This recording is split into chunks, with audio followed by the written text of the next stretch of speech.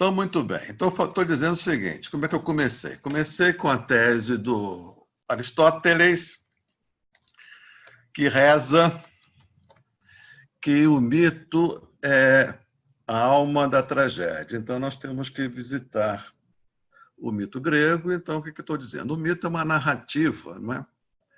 Acerca da origem das coisas, seja coisas naturais, seja coisas produzidas pelo próprio ser humano. Por quê? Porque é essa narrativa das origens que dá o sentido às coisas. Aí eu disse que nós, seres humanos, diferentemente dos demais seres vivos, não temos uma relação natural, direta com as coisas.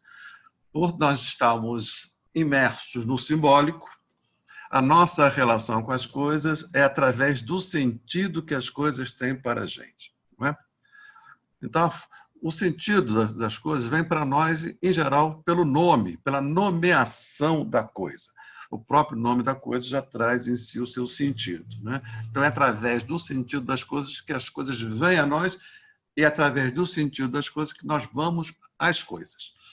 O mito grego, de forma geral, a função dele é dar sentido às coisas. E o modo mitológico, mítico de dar sentido às coisas é atribuir a cada coisa, ao todo, não é? De uma forma geral, e a cada coisa que compõe o todo, a sua origem. Então, é pela origem da coisa que a coisa tem o seu sentido. Então, essa é a função prática do mito. O mito tem a função prática de emprestar sentido às coisas e nada mais prático do que isso, porque nós vamos às coisas mediante o sentido que elas têm. Não é? Muito bem. Então, esse é o sentido do mito. E como mito, os mitos de origem, as coisas vêm à luz, vêm à realidade, a partir de atos inaugurais de entes sobrenaturais, não é? Então, as realidades surgem por atos de entes sobrenaturais.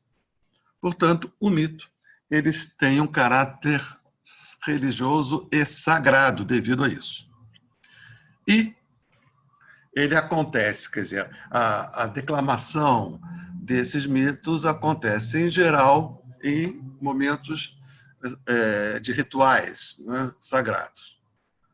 E esses rituais sagrados têm como função atualizar o sentido das coisas. É como se, sem esses atos ritualísticos, onde são entoados as narrativas míticas, sem isso é como se corresse o risco do sentido ir se perdendo. Não é? Então, nesses rituais, se reaviva, se atualiza o ato inaugural e, com isso, se reaviva, se reatualiza o sentido das coisas. Né?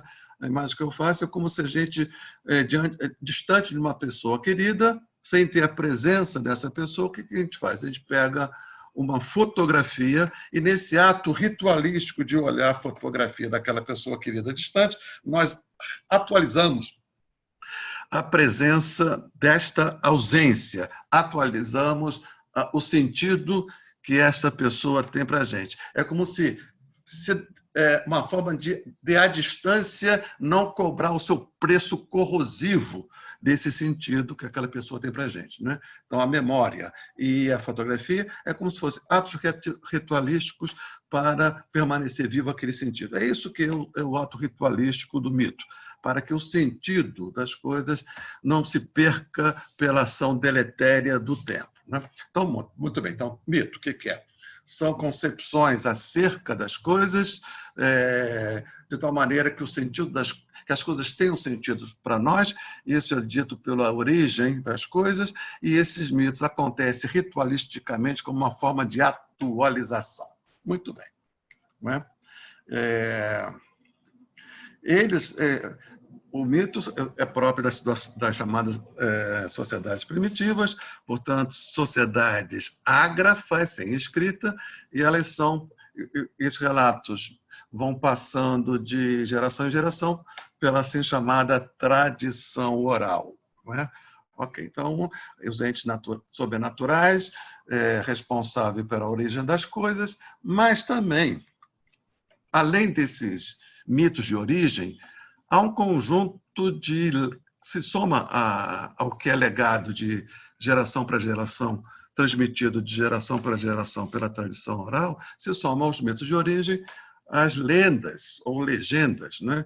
Que são narrativas de efeitos extraordinários de deidades ou de heróis. Não é?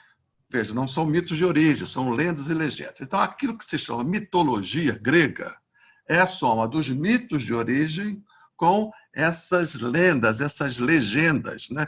Essas epopeias, né? Que serviram de material para a poesia épica, por exemplo, o Homero, né? Que narra ali o que os efeitos extraordinários acima da medida comum do humano, né? Aquiles, Agamenon, etc.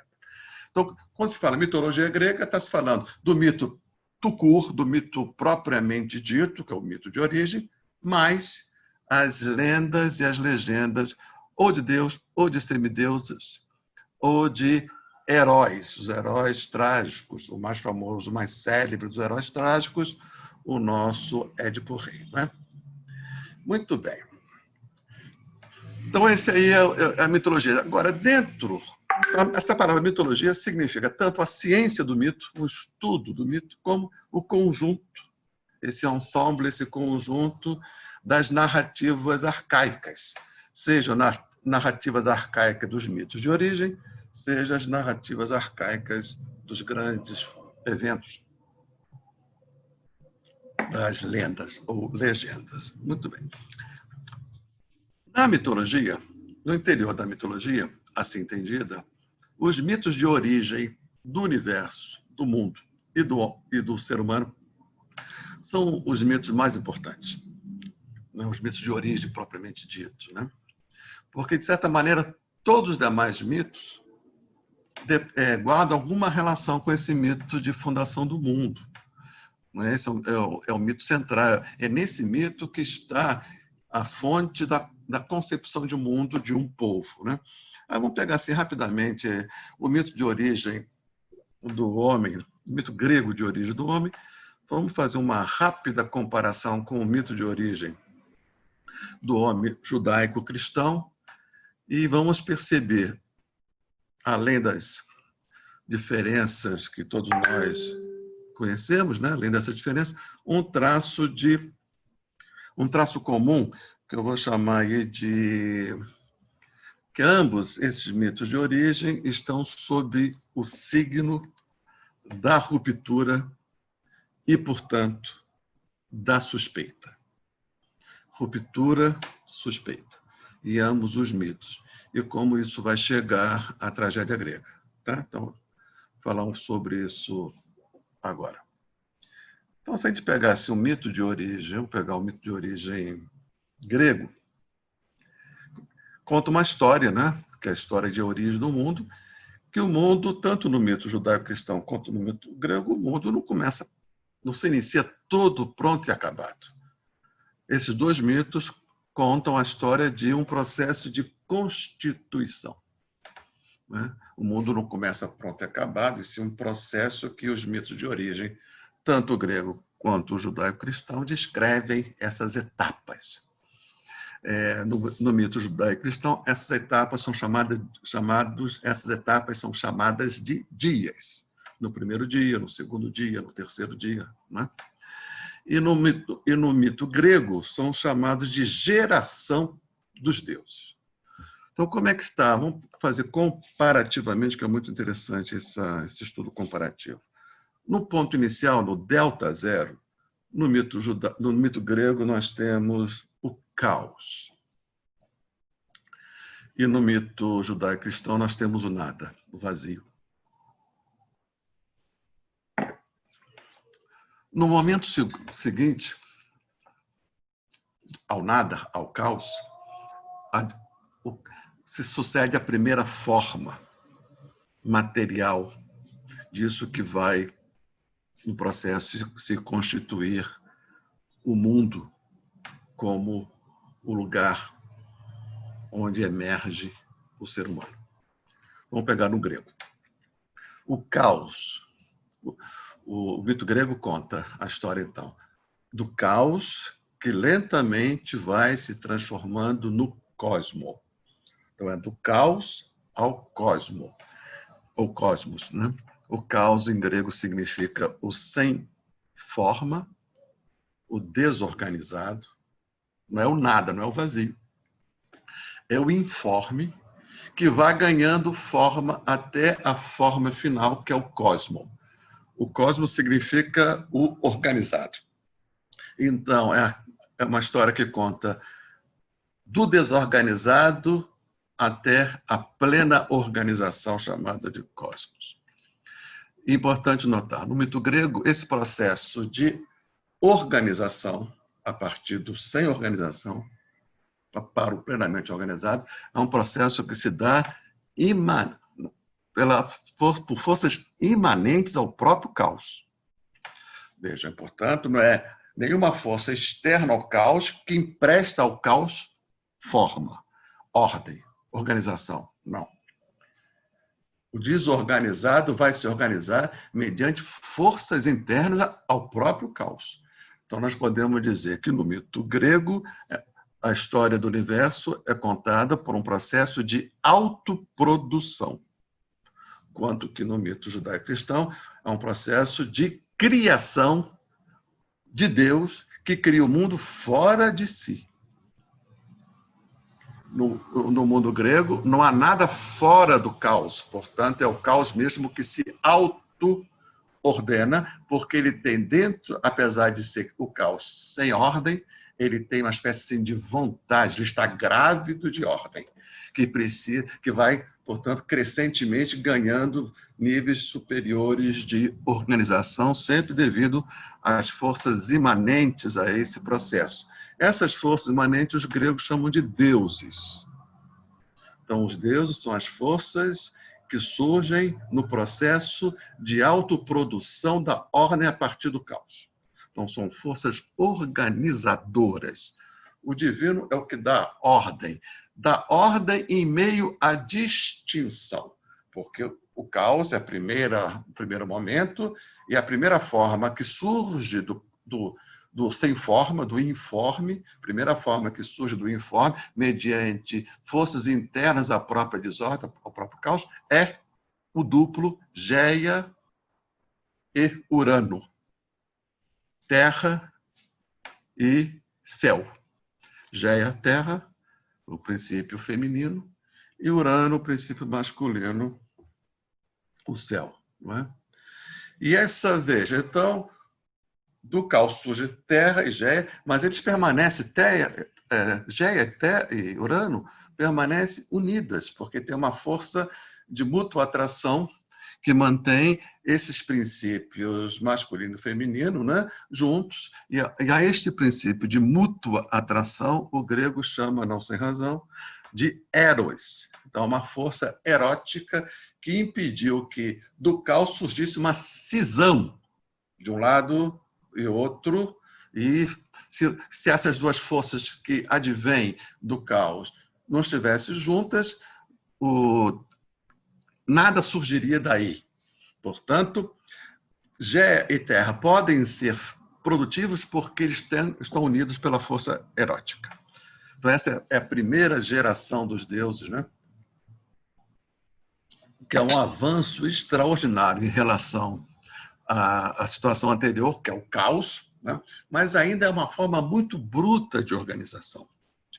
É a condição para que tudo mais aconteça, mas é preciso ainda novas etapas de organização que se faz mediante dois princípios. O princípio da diferença. A Terra, Geia é diferente de Uranus, mas coesos. Então, diferenciação e coesão. A produção de diferenciação mantida a coesão. Isso é o divino. Então, o divino grego é propriamente produtor de distinção e de coesão, ou seja, a distinção não ameaça a coesão. A distinção não põe em risco o processo. Né? Isso é semelhante ao mito judaico, né? Que tem uma diferença radical, porque o princípio de organização do mundo o princípio de distinção e coesão no mundo, no mito judaico, não é inerente ao próprio mundo, ele é transcendente ao mundo, é Deus, que nunca se confunde com o mundo. Então, desde fora do mundo, Deus também foi o céu e a terra, ou seja, diferenciou, né, do nada, agora nós temos uma realidade que apresenta uma distinção, mas esse princípio de... E Deus reconhece, ao fim do primeiro dia, ele diz, e foi bom, ou seja, ele celebra a sua obra porque essa obra está ali, tanto como no mito grego, a distinção a serviço da coesão e a coesão a serviço da distinção. Isso é divino, tanto no mito grego quanto no mito judaico-cristão. Muito bem, então vamos lá. Primeira etapa, e dessa segunda...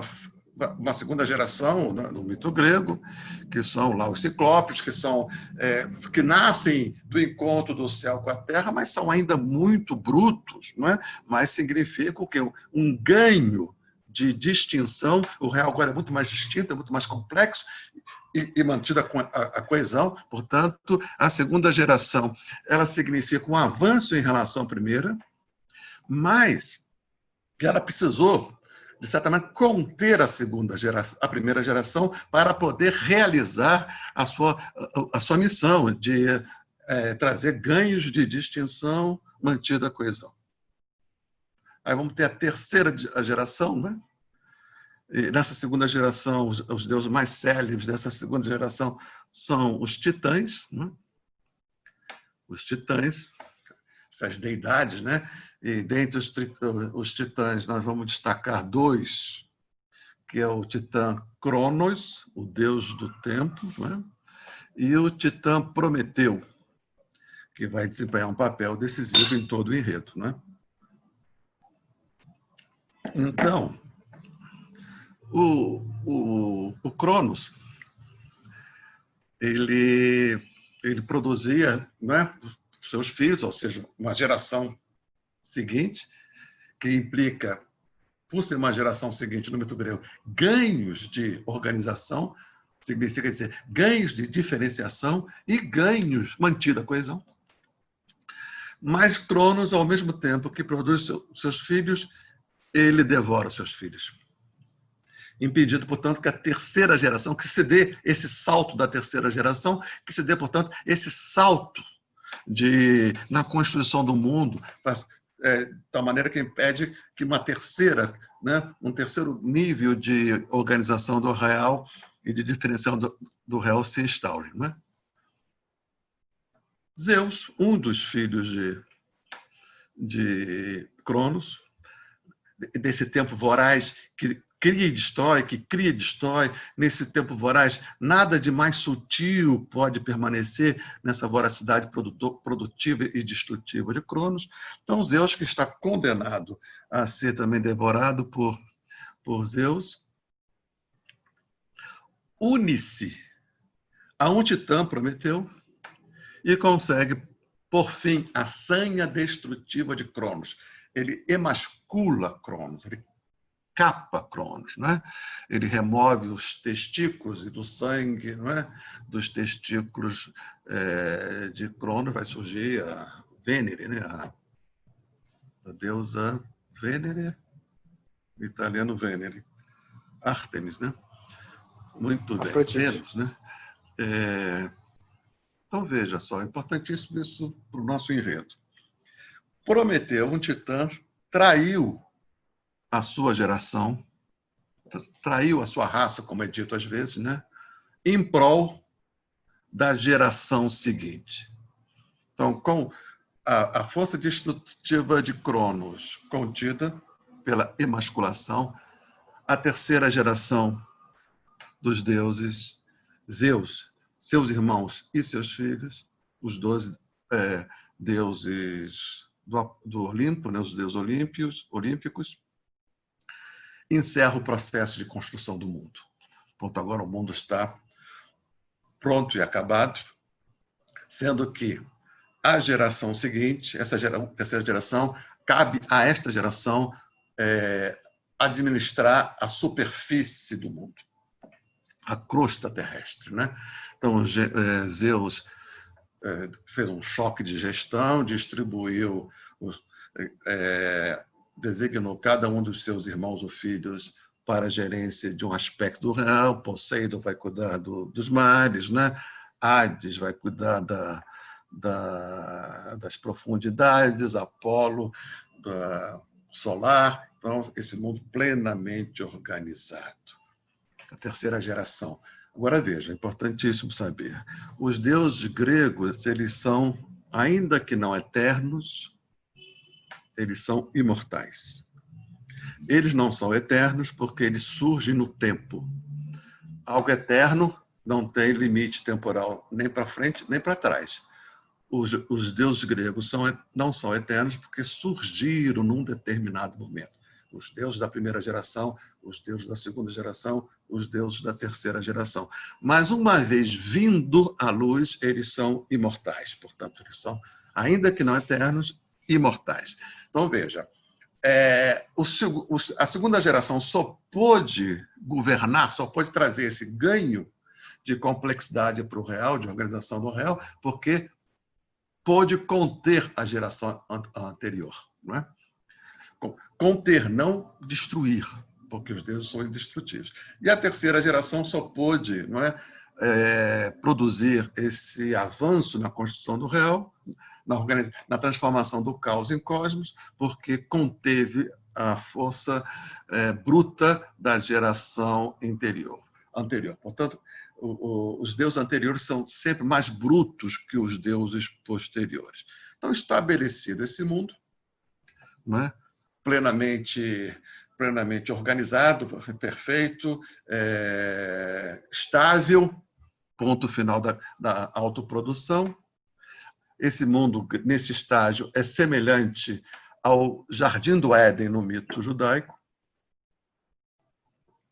Acontece que Prometeu, um deus da geração anterior, ao ver pastando animais assim tão singelos aos olhos do Prometeu, animais tão singelos, né? E ele achou um desperdício aqueles animais permanecerem na obtusidade, na noite eterna da vida natural.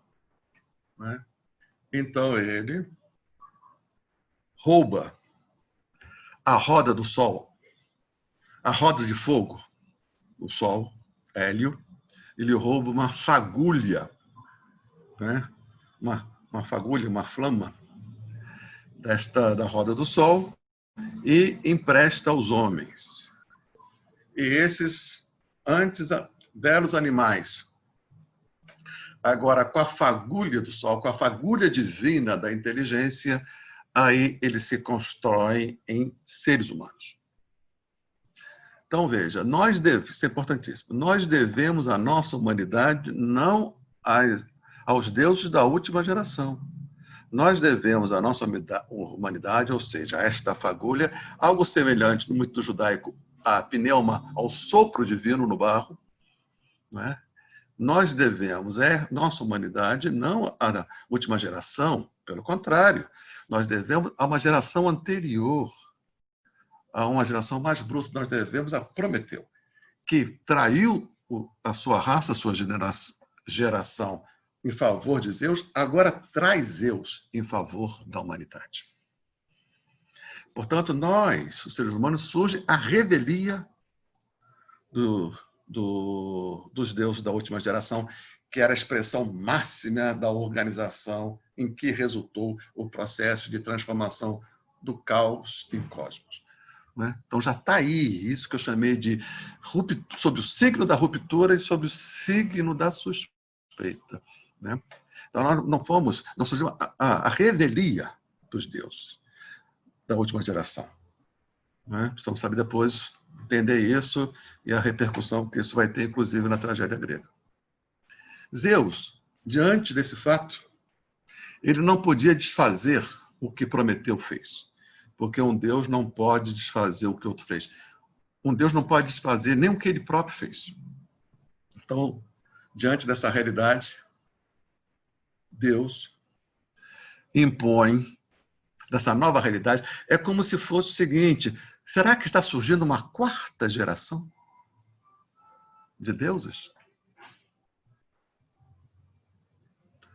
Então é como se houvesse uma suspeita de Zeus de que essa quarta geração talvez não implique num ganho de organização e coesão como até então as gerações subsequentes significaram em relação às gerações antecedentes. Essa é a suspeita.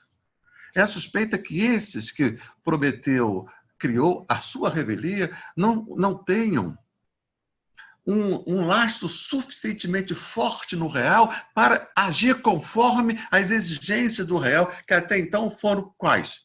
Distinção e coesão. É como se Zeus suspeitasse que essas forças que surgiram pela rebeldia, pela insubordinação de Prometeu, fossem forças, diríamos hoje, antiecológicas, porque não comprometidas nesse processo de uma geração seguir a outra, implicando sempre em ganhos de diferenciação e de coesão, mantida a coesão. Não é? Zeus suspeita, devido à nossa origem maculada pela rebeldia, suspeita que nós possamos pôr tudo a perder. Essa palavra de Zeus hoje, né, no mundo que a gente vive hoje, ganha uma eloquência que a gente não conseguia compreender há 100 anos atrás. Né? Muito bem. Então, diante dessa nova realidade, Zeus castiga Prometeu. Todos nós sabemos de que forma, né? Ele faz Prometeu ser acorrentado no Monte Cáucaso, né? De tal maneira que, acorrentado, um abutre devore o seu fígado durante o dia, né? E para permanecer nesse suplício durante a noite, esse fígado se restabelece para que o martírio siga eternamente. Esse é o castigo que Zeus impõe a Prometeu, tendo em vista o surgimento dele ter sido o patrono, o patrocinador dessa nova realidade. Seria essa nova realidade uma quarta geração de deuses? Seriam esses deuses capazes de cumprir com o processo de auto-organização do mundo? Ele suspeita que não. Então, o ser humano é uma ruptura no processo de construção do real. Porque não compromete, ele não é fruto das forças da autoprodução, e sim de uma rebeldia. E ele também, essa foi a punição ao Prometeu. Ele vai também fazer uma punição, impor uma punição aos homens. Não é? Qual é a punição aos homens? É a mulher. Não a mulher no sentido, vamos chamar assim, feminino. Não no sentido aí do gênero feminino, né? Da espécie humana. A mulher, vamos entender assim, é a Pandora, não é isso? A Pandora com a sua caixa de todos os males, né? Então ele oferece aos homens a Pandora como presente, os homens iludidos, né? A Pandora abre a caixa e da caixa de Pandora saem todos os males, menos uma coisa que fica na caixa de Pandora, que é a esperança. Veja, essa imagem ela é praticamente belíssima e muito elucidativa daquilo que nós somos, né? Vamos tentar entender isso à luz de uma neurociência de botequim. Então, o que ele está fazendo? Então, me está dizendo que ao fogo da inteligência fez corresponder o sofrimento. O sofrimento trazido por uma mulher, ou seja, trazido pelo afeto. A gente vai ver no mito grego, na tragédia, mulher, isto é, afeto. Homem, isto é, política. Mais ou menos assim, grosseiramente dizendo isso. Feminino, melhor dizendo. Feminino, afeto. Masculino, polis. Feminino, família. Masculino, polis. Feminino, o território mais íntimo, mais próximo, masculino, o território mais distante. Então, quer dizer, no mito grego, a inteligência, as dores, o sofrimento, e que é sempre, em última instância, um sofrimento de afeto, um sofrimento de amor. Então, fica mais ou menos fácil de a gente perceber que, para que nós tivéssemos a faculdade da inteligência, nós tínhamos que ter um sistema nervoso, um cérebro, de tal maneira desenvolvido, tal maneira grande, anatomicamente grande, esse sistema nervoso cérebro, para poder suportar a faculdade da inteligência, que implica que a nossa gestação, diferentemente dos demais mamíferos, ela se faça em dois grandes períodos, o período intrauterino e o período extrauterino. Nós temos duas gestações. Nós não nascemos prontos e acabados. Não é? Portanto, nós precisamos de um cuidado. No período intrauterino, quem cuida daí é a natureza, independentemente, vamos dizer assim, do afeto que esta mãe possa ter em relação ao seu bebê que está em gestação, independentemente disso, quem opera neste momento, nesse período, é a natureza.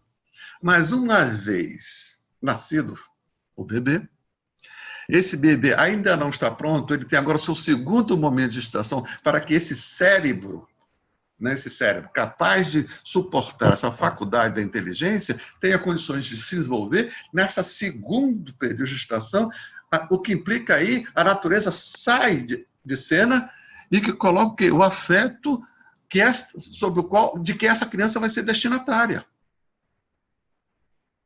Então, para ser inteligente, para ter a faculdade de inteligência, nós tivemos que ser seres totalmente dependentes de um outro, que para atender às demandas deste bebê, só mediante o afeto. Portanto, Prometeu, a fagulha da inteligência, a esta fagulha corresponde à necessidade que nós temos de afeto. E a dor vem daí, né? Mas sempre temos a esperança de que vamos encontrar a relação afetiva capaz de atender às nossas demandas. Então, veja, está aí o 4, né? O afeto, Prometeu e Pandora. A inteligência, o cérebro, essa dupla gestação e a necessidade de cuidado para que isso venha a bom termo. Além disso, a suspeita com que os deuses nos encaram. Então, o mito grego, uma suspeita de que nós possamos ter forças antiecológicas, forças de desorganização num mundo que até então foi forças de autoprodução mediante o aumento da diversidade com a mantida coesão.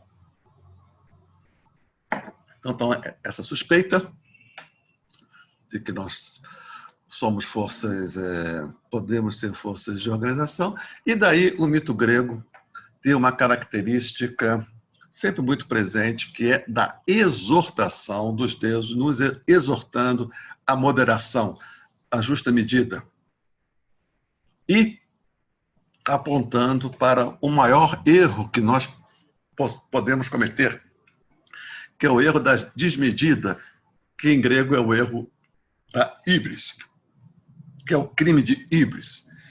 Em geral, é traduzido por pecado, mas eu acho ruim a tradução, porque pecado supõe uma moralidade cristã, judaico-cristã, totalmente, que nada tem a ver, pouca coisa tem a ver com a moralidade grega. Então, não vou traduzir, vou manter a palavra híbris, porque por não ter um correspondente adequado no nosso vernáculo, né? Então, híbris, né? Então, a palavra híbrido vem daí. O que seria o híbrido? Aquele que quer comungar de duas naturezas, que comunga de duas naturezas.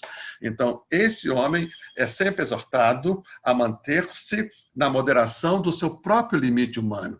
e não querer incorrer em crime de híbris, ou seja, ser humano e cobiçar as coisas divinas.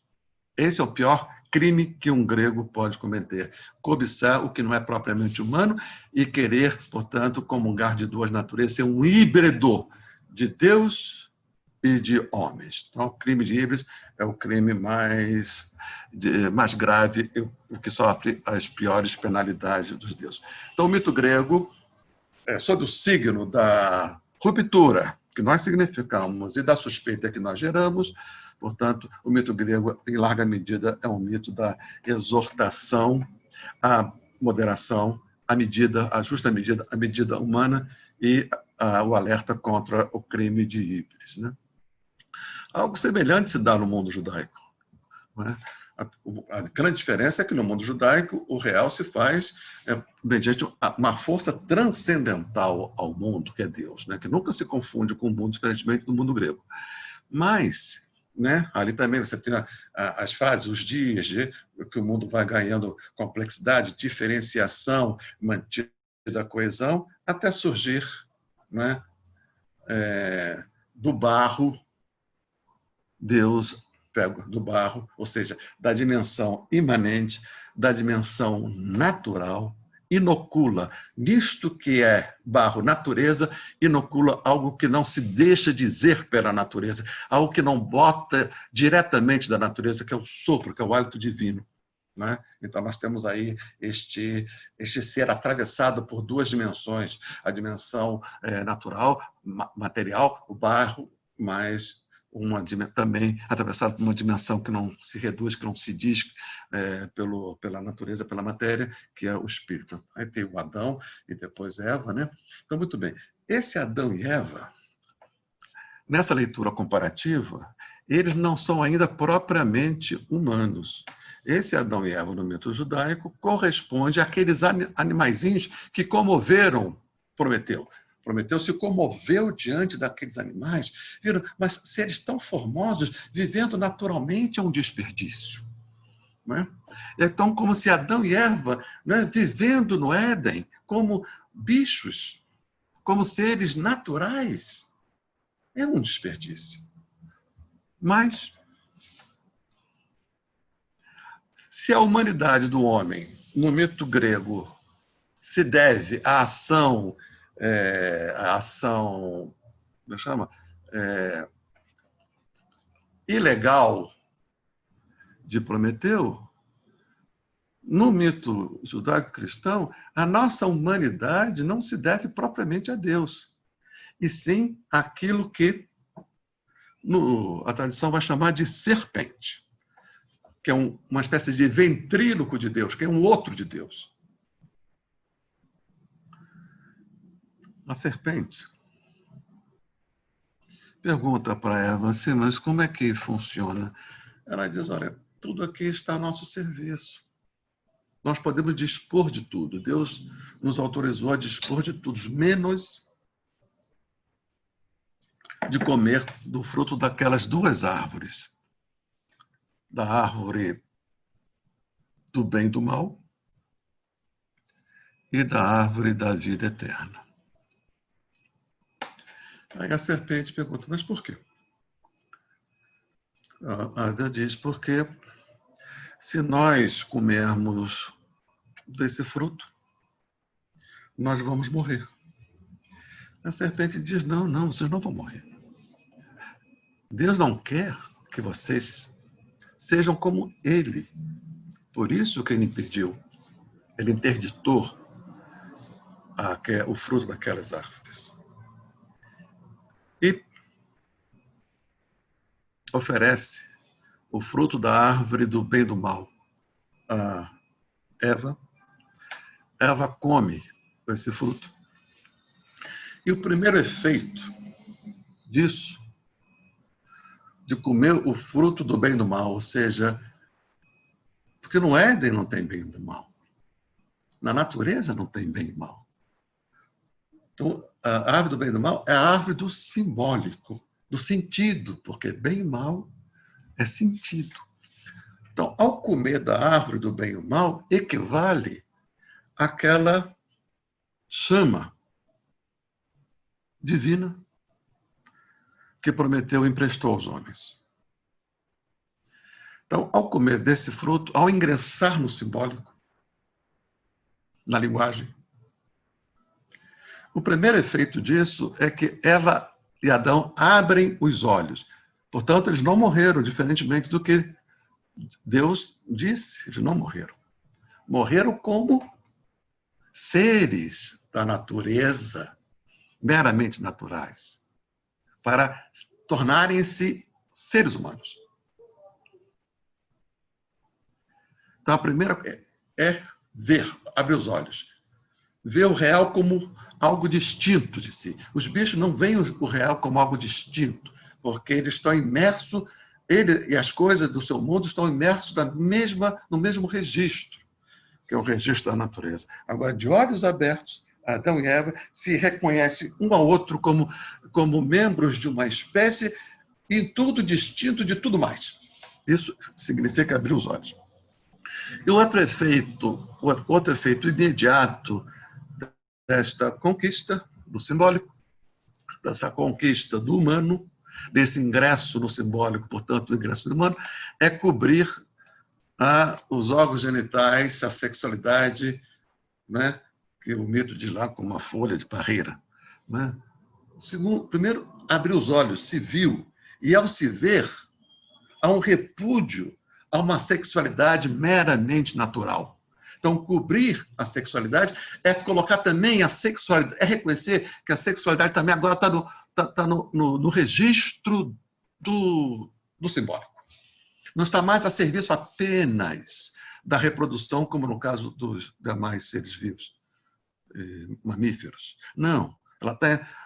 Ela, apesar de ainda trazer natureza nela, a sexualidade agora está no outro registro. Portanto, ao cobrir, ao simbolizar, ao humanizar o seu próprio corpo, então é uma recusa de uma sexualidade à moda dos bichos. Então está aí. Aí temos um ser humano. Né?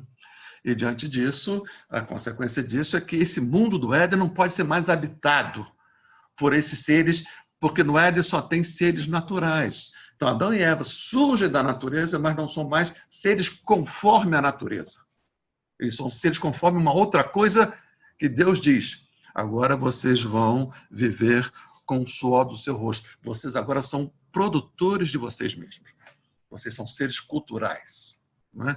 E se estabelecendo também aí uma extraordinária ruptura e, devido à ruptura, uma suspeita que vai acompanhar a humanidade o tempo todo. Né? Suspeita de Deus em relação a nós e de nós em relação a Deus, aos deuses, a ponto de, muitas das vezes, a cultura humana ter ingressado em situações de negação de Deus. Né? Então, que nós estamos aqui sob o signo da ruptura e sob o signo, portanto, da suspeita. Isso vai atravessar o mito grego. Né? Vai atravessar o mito grego e esse mito é que dá a matéria-prima para a poesia trágica. A poesia trágica, a matéria-prima da poesia trágica, a alma da poesia trágica, como diz Aristóteles, é o mito. E o mito, seja mito de origem, em geral, legendas, né? As lendas. Né? E essas lendas, de uma forma ou de outra, têm alguma coisa a ver com essa situação da suspeita imposta pela ruptura. O que é ruptura? No mundo pré-humano, só havia uma lei vigindo, que é a lei da natureza ou de Deus. No mundo do Éden, só há uma lei vigindo, e que cobre tudo, que permeia tudo. Não é que nada escapa a essa lei do Éden, que é a lei de Deus. Agora não. Tem um ser que escapa a esse mandamento. Esse ser que escapa a esse mandamento pode até aceitar esse mandamento, mas por vontade, por decisão, não por natureza espontânea em si, como nos demais seres naturais. É uma ruptura extraordinária. Não é à toa que todos os mitos de origem do ser humano, em todas as culturas, esse momento é dito como de uma extraordinária ruptura, é sempre um momento de maior drama, de maior carga dramática de todo o relato. É o surgimento do homem, não sem razão. Porque agora existe, pela primeira vez na natureza, algo que não age naturalmente, que age mediante o sentido que nós emprestamos às coisas. E o mito, a narrativa mítica, é uma forma de dar sentido para que a gente possa viver, porque nós ingressamos agora no mundo do simbólico. E no mundo simbólico, as coisas têm que ter sentido para a gente, e o mito é uma forma de dar sentido às coisas, portanto, advém daí o seu caráter radicalmente prático. Então, a poesia trágica, ela recolhe nos mitos da tradição grega o seu material. Né? E como é que ela surge? Como é que ela surge? Ela surge, né, já falamos sobre a etimologia da palavra tragédia, tragos, ode, canto de louvor, uma ode ao trago, ao bode, não é? E isso aí vem dos ritos ao deus Dionísio, ou Dioniso. As peças eram encenadas numa das festas em homenagem a Dionísio. Eram 5 festas ao ano, não é? E numa dessas, 2 dessas, nas grandes dionisíacas, se apresenta, tinha o sacrifício, tinha a procissão e culminava com o concurso de peças da poesia trágica. Né? Então, a poesia era apresentada num certame, e a cada edição era eleito lá por um tribunal a peça vencedora, né? Que era uma glória. Então, as peças eram apresentadas com uma trilogia e, às vezes, com uma sátira. E nessa sátira, às vezes, o poeta, o autor da peça, subia ao palco e fazia uma espécie de um discurso com temas em voga. Era um teatro claramente assim, ao mesmo tempo que trazia a tradição, estava encharcado dos problemas da contemporaneidade e, como disse, tendo em vista a dimensão física dos teatros, né? Eram 50 mil pessoas, né? Era um evento político, ao mesmo tempo religioso, ao mesmo tempo político, de alta relevância, e acontecia no interior da festa em louvor a Dionísio, que é um deus típico. Né? Que é um deus típico. O Dionísio não é um deus originariamente grego. Isso que chamamos de Grécia, né? A península, né? Aquela península grega, né? Da Grécia. O grego chamavam a si mesmo de helenos e chamava o povo, a grecidade, de Hélade. Não é? Então, o Dionísio não é um deus da Hélade. Não é? Esse povo grego foi formado por migrações sucessivas vindo lá do norte, da região do Danúbio, descendo em busca do sul, em busca lá em direção ao Mediterrâneo, e povos politeístas, né?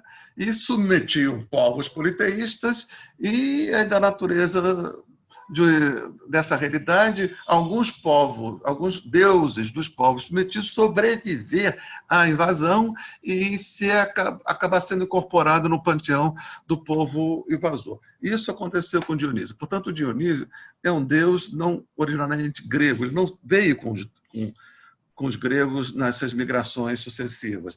É um deus, digamos assim, bárbaro, não grego, e que teve um processo de uma lenta assimilação, porque é um deus da desmedida, é um deus da embriaguez, é um deus telúrico do vinho, ele era cultuado tanto na plantação quanto na colheita, na vindima e na produção do vinho. Esse deus cuja sacerdotisa dançava até o êxtase, né? A forma da sacerdotisa se encontrar com a divindade era uma dança frenética até o êxtase, não é? E ela tinha que rapidamente sair, porque senão ela podia ser tragada por esse fogo divino. Então era um ritual com muito cuidado, como acontece aqui nos nossos terreiros aí de Umbanda e de Candomblé, onde as incorporações são sempre cuidadas por um entorno, né? Porque esse processo de encontro com essas potências, né? É um processo que implica algum risco. Muito bem. Então, esse Deus é como se o grego não pudesse nem ao mesmo tempo negar a realidade desse deus Dionísio, nem também assimilá-lo sem mais aquela. Então, foi um processo lento de aculturação, de grecização, não é, desse deus. Portanto, durante muito tempo, esse deus só foi admitido nos cultos rurais, não é? E nunca chegava a polis, e ele vai lentamente chegando a polis, e agora ele está na polis, já está na polis ateniense, ele já é cultuado em 5 ocasiões diferentes, e numa dessas ocasiões, a festividade é encerrada com o concurso, o certame entre a produção dos poetas trágicos, né? Então, daí vem o nome, né? Então, como é que surge isso? No momento crucial da festividade, do culto ao deus Dionísio, era o sacrifício ritualístico do bode. E, nesse momento, um aedo, um cantor, recitava uma passagem lá do grande e vastíssimo repertório dos mitos e das lendas da tradição grega, né?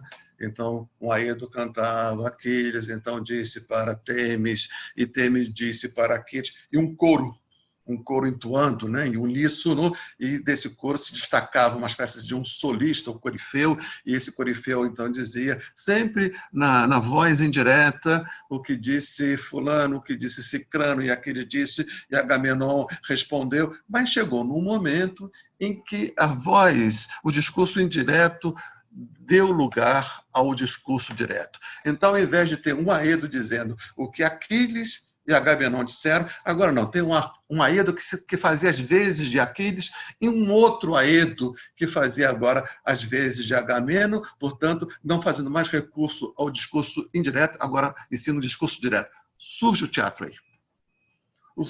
O teatro surge quando o discurso direto substitui o discurso indireto, mantido sempre essa figura extraordinária do coro. Não é? Então, esse aí é o teatro, surge daí, portanto, desse ritual, desse momento final de sacrifício do bode, do bouc émissaire, né, como diz os franceses, que é uma forma muito interessante de dizer bouc émissaire, o bode emissário, os deuses, os homens fazendo o bode como um emissário das suas angústias, das suas súplicas, das suas reivindicações, das suas esperanças. Não é? Então, essa relação entre homem e divindade pelo sacrifício do bode, esse canto ao bode que se sofistica no discurso direto, aí surge o teatro. Né? E vai se acrescentando, agora não temos mais apenas 2 cantores, que não são mais cantores, agora eles são hipócritas. Hipócritas é a palavra grega para ator, é aquele que se faz passar por um outro, né? Hipócrita. Agora tem esse sujeito que é hipocritamente Agamemnon e esse que é hipocritamente Aquiles, e aquele que hipocritamente vai ser o Heitor, o Prátroco. Então agora você tem uma cena composta de diversos personagens. Aí surgiu o teatro grego, aí surgiu a tragédia grega, né? Que acontece, portanto, nesses festivais, e houve muitos desses poetas, mas infelizmente a obra só de 3 chegaram até nós: Ésquilo, Sófocles e Eurípides, né? Que nós vamos trabalhar, né? O Aristóteles foi o primeiro grego a tomar esse grande evento cultural, a tragédia grega, a tragédia ateniense ou a tragédia ática, porque era escrita no dialético ático do grego, né? Ele vai fazer um estudo, uma análise, e vai definir ali as estruturas, não é? A entrada, não é? O prólogo, aí o episódio central e o êxito, a saída, né? A saída de cena. Então, todas as peças tinham essa estrutura. O prólogo, onde o coro enuncia a trama, né?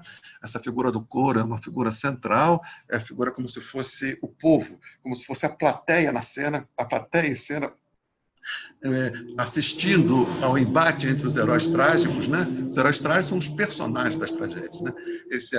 Esse embate, em geral, o embate à morte, né? E esse coro pedindo moderação, pedindo respeito à tradição, pedindo... É como se fosse a voz dos deuses, a voz humana a voz dos deuses que se decantou na voz humana, né? Que é o pedido sempre de moderação, de prudência, né? De justiça. O coro e os personagens trágicos.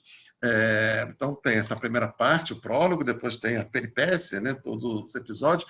E na peripécia, aí o Aristóteles vai definir uma forma assim, que ficou paradigmática, né? Diz assim, só trágico quando há o trânsito da boa fortuna para a má fortuna. O trágico estaria exatamente nesse trânsito da boa fortuna para a má fortuna.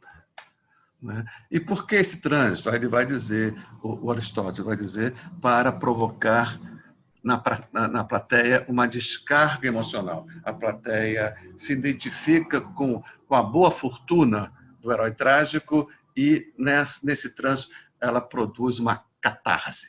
Então, é o Aristóteles que vai colocar essa palavra em vigor, em vigência na cultura ocidental. O Freud vem exatamente daí, né? Então, uma espécie de apaziguamento das almas seria a função da tragédia, segundo Aristóteles, né? Na catarse. Muito bem.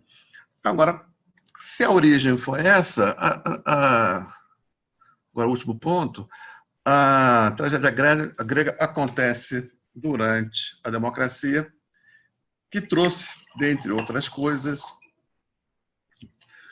uma crise na paideia tradicional. Olha, eu não vou falar sobre isso hoje, não, senão vai ficar muita coisa para a gente assimilar. Vou começar a próxima aula com esse ponto. A tragédia grega, a democracia e a crise da paideia tradicional. Para a gente ter, né, melhores condições, me parece, para assimilar o que já foi dito, senão fica muita coisa e talvez não seja conveniente.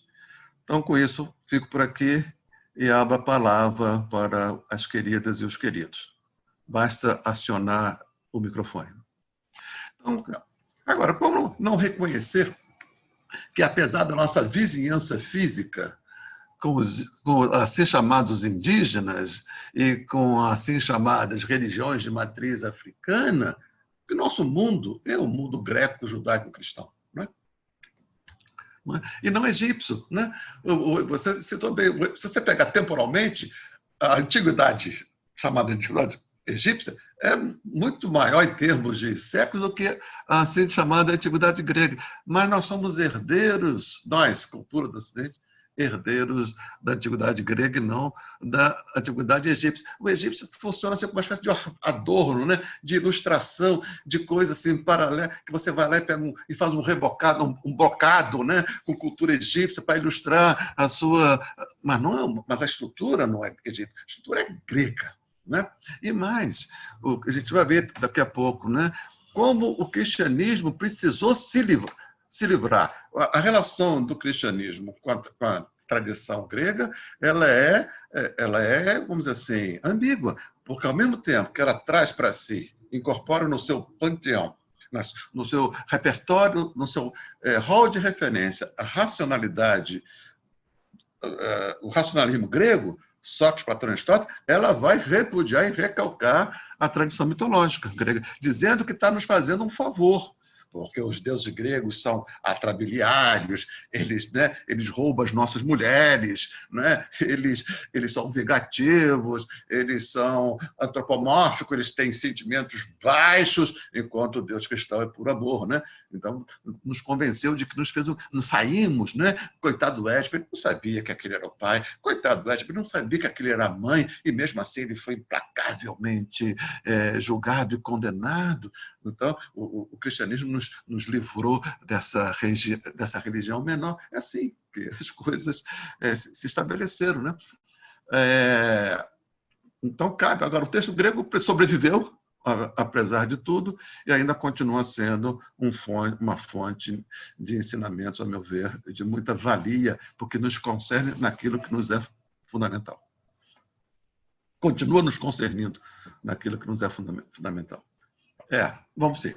Vamos fazer assim uma espécie de antecipação, né? Sempre é bom tratar das questões. Não, não, tudo bem, não tem problema nenhum. A gente já faz aqui porque a gente já vai habituando o olhar, né? Veja só, Lindenor. Então, o coro surge ali, claramente, do ritual, não é isso? Essa voz no início. Vamos entender o seguinte, vamos pegar um exemplo contemporâneo da tragédia, relativamente contemporâneo. A ópera. A ópera foi construída, está falando de Verdi, Bizet, Wagner, né?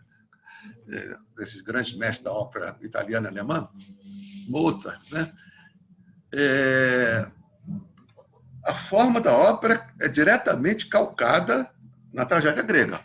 A importância do coro, aquele é sempre em verso e em canto, era assim no teatro grego, verso e canto. Então ali tinha a tragédia grega, música, poesia, encenação e dança.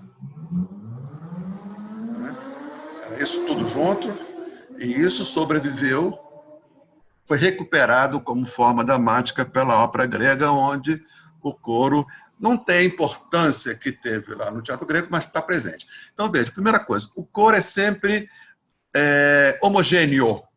É o coro das troianas, é o coro das suplicantes, é o coro dos anciãos de Tebas, sempre uma figura homogênea. E dessa figura homogênea, o coro, que tinha um lugar especial, ela ficava nisso que se chama orquestra, ou seja, naquele fosso, né, entre o palco e a plateia, e ela saía, ela vinha dançando, né, para adentrar o palco, ela vinha dançando, era uma coisa assim, uma espécie de uma procissão, e chegava ao palco sempre com essa voz de moderação, como se fosse a plateia irrompendo na cena. Isso é muito, muito bonito, muito interessante, né?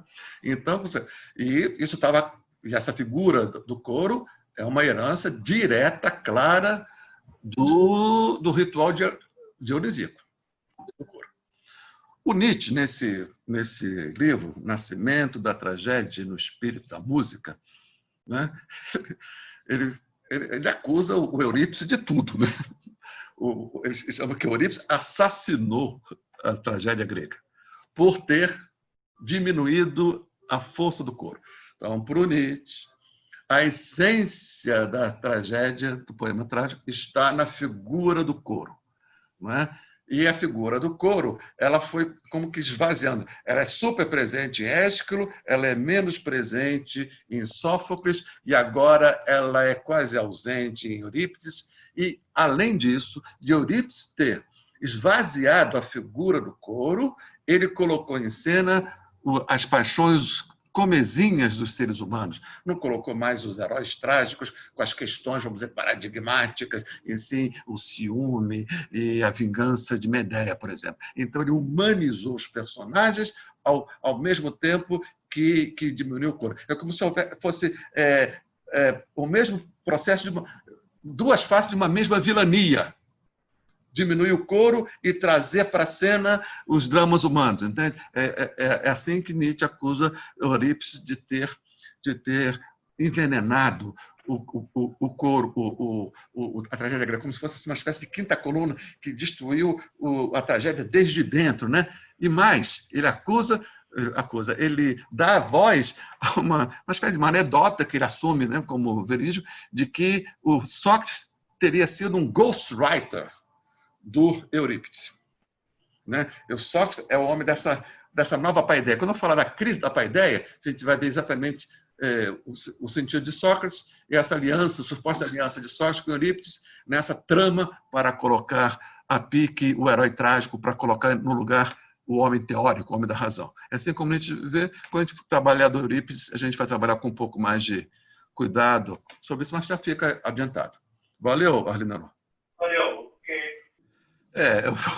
Sim, você foi perspicaz, tem muito mais do que dizer. Podemos até fazer um curso só sobre isso, mito de origem, né?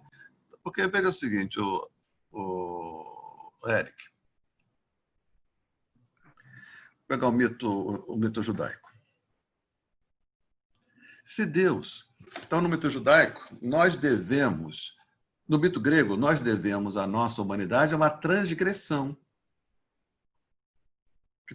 patrocinada por Prometeu. Nós não éramos, aqueles animais não eram potentes o suficiente para eles constituírem a sua própria transgressão. Entende? Os seres humanos não surgem fruto de uma transgressão que eles mesmos levaram a cabo. Não, porque eles não eram potentes o suficiente. Então, essa transgressão que eu chamei de ruptura, no mito judaico, no mito grego, é patrocinado por uma força mais bruta, anterior aos deuses dominantes da última geração. Né? Porque a última geração, cabe a eles gerir um estado de coisas dado não, realizado. E nesse estado de coisas, que é resultado de um longo processo de constituição, só cabe uma mudança. Que mudança é essa? A mudança da própria natureza, pela lei da natureza. Só cabe história natural. Os deuses olímpicos são guardiães da permanência de uma única história, a história natural. Essa vale. Porque a história natural está calcionada pela própria natureza. E a natureza não é suicida. A natureza não volta-se contra si. A natureza tem um bem-fazer intrínseco à sua própria realidade. Então, a natureza, desdobrando-se como natureza, está tudo tranquilo. Porque a natureza é ecológica, nesse sentido. Ela nunca trama contra si mesma. Entende? Muito bem. Só que é como se a realidade, dessa forma, estivesse incompleta. Falta, no real, alguém que não seja exatamente conforme o real. Faltava esta realidade. Que não se deixa construir, que não se realiza como realidade, obedecendo à própria lei imanente da natureza. Estava faltando isso, é como se o mundo estivesse incompleto. Mas essa incompletude não poderia ser sanada mediante os deuses olímpicos, que os deuses olímpicos só poderiam criar o quê? Algo que estivesse de acordo com a história natural. É como, veja só, vamos pegar agora no mito judaico. Deus, a cada fim de dia, ele olhava para fora de si, via o mundo e reconhecia no mundo a sua obra. E viu que era bom, não é isso? O relato é assim. A cada final do dia, debateu lá o ponto, encerrou a jornada de trabalho, ele olha e reconhece. Ele reconhece como obra sua. Ou seja, aquilo que está realizado fora dele, ele é coerente, coeso. Ele, ao mesmo tempo, produz diferença mantida a coesão. Isso é o que há de mais divino como matéria. Mais divino que isso é o Deus em si mesmo. Entende? Mas é Deus olhando o mundo fora do mundo. É como se faltasse ainda, na criação, findo lá a obra, faltasse ainda alguém que visse o mundo desde o mundo. Então, a obra de Deus estava incompleta. O que me interessa é ver, é como se Deus dissesse, o que me interessa é ver o mundo de fora do mundo. Falta alguém ver o mundo de dentro do mundo. De vê-lo. Agora, para ver o mundo de dentro do mundo, ele tem que ter olhos para ver. As plantas, os bichos não têm esse olho, porque o bicho não olha para o céu, não é tirando o sapo, não? O bicho não olha para o outro, para a alteridade.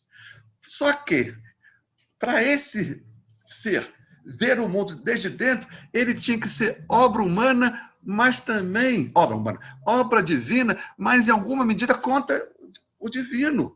Porque se ele fosse a favor do divino, ele estaria dentro do mundo sem poder ver o mundo.